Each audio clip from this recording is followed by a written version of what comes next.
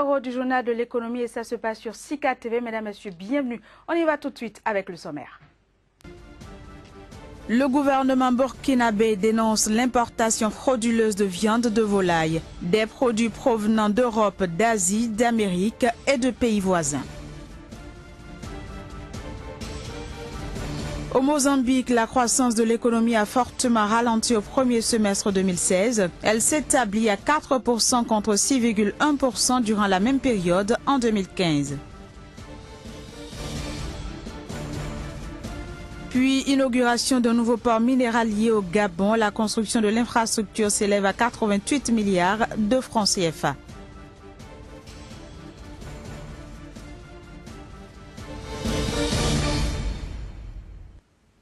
À nouveau, bienvenue. Le Burkina Faso s'est alarmé ce mercredi de l'importation frauduleuse de viande de volaille, qualifiée d'impropre à la consommation. Il s'agit de produits provenant d'Europe, d'Asie, d'Amérique et de certains pays de ses voisins. Les détails dans ce reportage. Il s'agit de viande de volaille importée frauduleusement, sans aucune autorisation ni document venant de divers pays d'Asie, d'Amérique et d'Europe, mais aussi de pays voisins, notamment la Côte d'Ivoire, le Ghana, le Togo et le Bénin.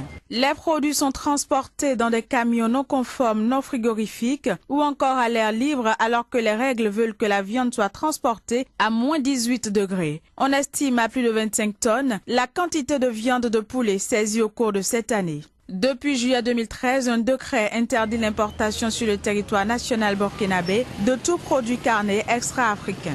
Il concerne la viande de volaille, de mouton, de chèvre et toute autre viande. Au cours des dernières années, l'importation de la viande de poulet s'est intensifiée alors que le prix des volailles locales n'a cessé de grimper dans un pays où 40% de la population vit en dessous du seuil de pauvreté. Le prix du poulet oscille entre 2000 francs CFA, soit environ 3 € et 3500 francs CFA, soit 5,3 € au Burkina Faso. Il faut dire qu'au Burkina, pays pauvre enclavé d'Afrique de l'Ouest, la plupart des familles élèvent de la volaille. L'élevage moderne ne représente que 30% des 40 millions de volailles que compte le pays. Le gouvernement mozambicain a annoncé que la croissance de l'économie nationale a fortement ralenti au premier semestre 2016 pour s'établir à 4% contre 6,1% durant la même période de l'année écoulée. Le Fonds monétaire international, quant à lui, a estimé fin juin que la croissance de l'économie mozambicaine devrait tomber à 4,5% en 2016 contre 6,6% en 2015. En raison notamment de l'envolée de l'inflation et de la hausse de la dette publique.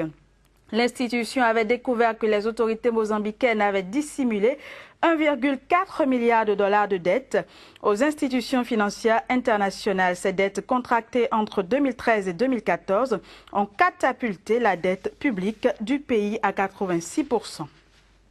Je l'annonçais en titre au Gabon, le président Ali Bongo Ondimba a inauguré mercredi un nouveau port minéralier en périphérie de Libreville. Cette infrastructure dont la construction a coûté 88 milliards de francs CFA est le fruit d'un partenariat public-privé entre l'État et Olam, le géant singapourien de l'agro-industrie actif dans le pays. Reportage. D'un coût estimé à 88 milliards de francs CFA, le nouveau port minéralier en périphérie de Libreville a été construit en 12 mois. Il est le fruit d'un partenariat public-privé entre l'État et Olam, le géant singapourien de l'agro-industrie, très présent au Gabon dans le palmier à huile, l'EVA et l'engrais. D'une superficie de 45 hectares, gagné sur la mer, le nouveau port déjà en service comprend un terminal minéralier destiné aux manganèse, dont le pays est le deuxième producteur mondial. Il dispose également d'un terminal polyvalent pour le stockage et le transit d'agrégats, notamment le sable, les graviers et les produits issus de la transformation du bois. Ça donne 3 choses pour les pays. Cela apporte 3 choses pour le pays. Premièrement, cela rentre dans la diversification de l'économie. Le deuxième argument, c'est que maintenant, plusieurs sociétés ont la capacité d'exporter du minerai. Troisièmement, cela augmente la compétitivité. Troisième, c'est augmente la compétitivité. Le Gabon aujourd'hui veut plus s'impliquer dans un partenariat public-privé qui, au cours de ce septennat, a donc montré tous les côtés, les aspects positifs. Et donc nous appelons encore plus d'investisseurs à pouvoir venir. Nous sommes un pays qui est en paix, un pays qui est stable, où le cadre des affaires ne s'améliore de jour en jour. Ce nouveau port constitue donc un atout de plus pour le Gabon, qui a diversifié ses partenaires économiques depuis 2009 en prenant des mesures afin de sortir le pays de sa dépendance aux ressources pétrolières qui ont fait sa richesse depuis les années 70.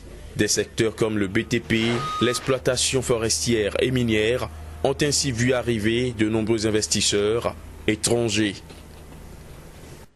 Autre destination dans cette édition, le Brésil, où se déroulent actuellement les Jeux Olympiques.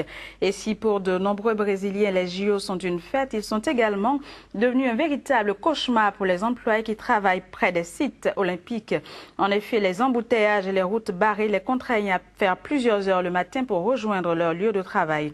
Du coup, certaines entreprises ont développé le travail à domicile pour éviter aux employés de perdre trop de temps dans les transports. Suivez plutôt.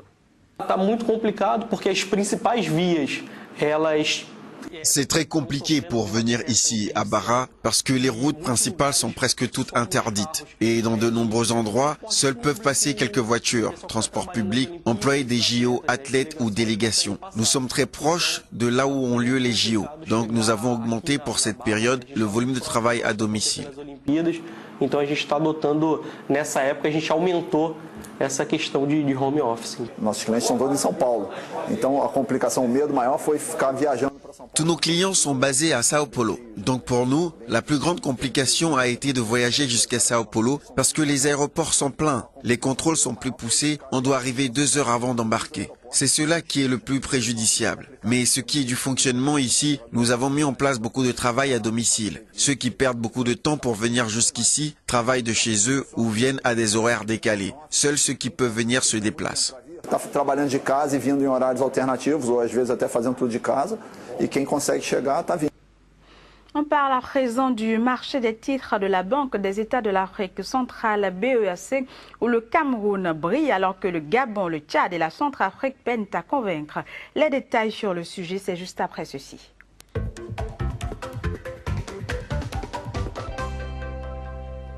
Avec moi sur ce plateau, Casimir Pedjo, bonjour et merci d'avoir une fois encore accepté notre invitation. Tout le plaisir pour moi, génial. Alors d'abord, qu'est-ce que c'est que le marché des titres ? Il faut dire que le marché des titres, c'est une institution mise en place par un État, par des entreprises ou par des multinationales en vue de faciliter donc, à d'autres entreprises qui sont dans le besoin de financement de leurs projets structurants et qui forcément peuvent aller donc, dans cet espace-là pour demander un financement, pour émettre, comme on le dit dans le jargon, pour émettre soit des titres ou bien des adjudications, des bons de trésor, tout ce que vous voulez. Donc le marché, un peu comme son nom l'indique, ici il s'agit pas forcément de voir des clients qui se déplacent physiquement comme on en a l'habitude en Afrique, non pas du tout, mais c'est des structures bien organisées qui peuvent vous conseiller par exemple des actions ou des possibilités de financement forcément, mais dans un cadre beaucoup plus légal. Et ici, dans le cadre donc de ce qui est pour l'Afrique, l'Afrique étant divisée en zones, quand vous êtes au niveau de l'Afrique de l'Ouest par exemple, vous avez la BCEAO qui coordonne toutes ces activités. Vous avez au niveau de l'Afrique centrale, vous avez la Banque centrale de l'Afrique centrale, la EAC bien sûr, voilà. Donc qui coordonne ces activités et voilà un peu.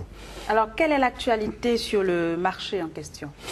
Voilà, il faut dire que le mois de juillet a été un peu mouvementé au niveau de certains pays, donc de l'Afrique centrale notamment, le Gabon, le Cameroun, la République centrafricaine et le Tchad, qui ont pu décrocher une bagatelle somme de 26 milliards de francs CFA pour pouvoir financer leurs projets structurants. Donc voilà un peu ce qui a été, et précisément ces actions ont eu lieu le 20 et le 27 juillet 2016 pour quand même permettre à ces pays de relancer un peu leurs économies, pour permettre au trésor public d'émettre donc ces titres-là pour pouvoir quand même revoir leurs finances un peu améliorées.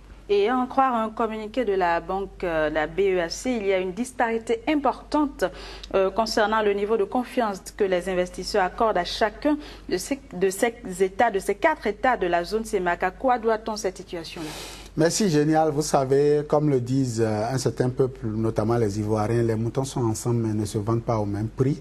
Lorsque nous sommes ensemble, il y a forcément la balance commerciale, il y a le poids du PIB qui compte à des moments donnés. Et ici, le Cameroun, me semble-t-il, a gagné en confiance, a séduit davantage ses partenaires parce que le Cameroun, aujourd'hui, n'est pas éprouvé comme le Gabon sur le marché international en ce qui concerne la chute du brut de pétrole. Et donc aujourd'hui, le brut du pétrole qui a chuté est en train d'aggraver les finances au niveau donc de l'Afrique centrale. Et le Cameroun, pour avoir déjà pris des dispositions un peu plus tôt, a donc une solution aujourd'hui qui lui permet d'être beaucoup plus présent sur le marché financier. Donc le Cameroun s'en sort avec une part très considérable donc en termes d'émissions de ces titres. On note aujourd'hui, selon les statistiques, le Cameroun s'est en sorti avec 235% des parts, donc c'est forcément une part assez considérable par rapport donc aux autres pays qui aujourd'hui peinent parce que leur économie étant embryonnée par le brut du pétrole, ils n'avaient que ça sur le marché financier et donc aujourd'hui ils ont des difficultés pour s'afficher. Et ces autres pays sont bien évidemment le Gabon, le Tchad et la République centrafricaine qui ont laissé des plumes.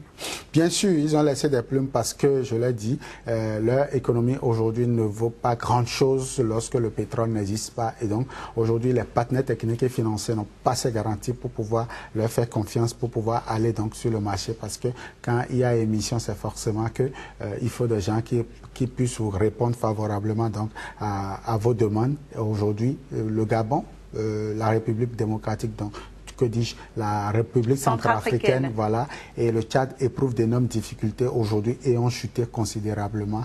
Mais ce n'est pas une fin en soi, c'est une économie qui est en mouvement et donc le président gabonais, le sujet précédent l'a bien annoncé, le président gabonais n'est pas en train de dormir sur ses lauriers et saura comment faire pour pallier donc au plus pressé ces difficultés-là. Tout compte fait, nous allons suivre pour ce trimestre-là comment cela va évoluer de l'autre côté donc de la Centrafrique pour un peu comprendre davantage si entre-temps certains pays ont pu quand même s'en tirer bon profit de cette crise ou si bon ils ont laissé davantage de plumes. Merci beaucoup Casimir Kouedjo pour toutes ces informations. On se dit à très bientôt. Toujours avec le même plaisir. Mesdames, Messieurs, vous l'avez compris, ce sera tout pour ce numéro du Journal de l'économie que j'ai eu du plaisir à vous présenter. On se dit à très vite.